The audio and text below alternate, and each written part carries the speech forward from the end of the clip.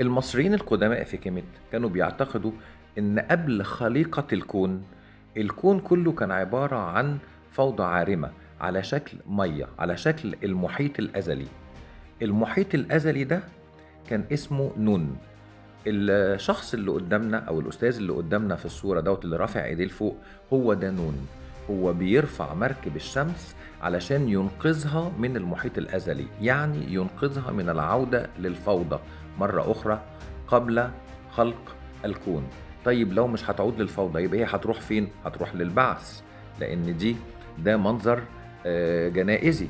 واحنا شايفين مركب الشمس، ومركب الشمس جواها ايه؟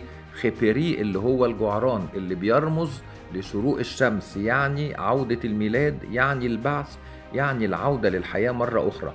وفوق الجعران قرص الشمس موجود فعلا.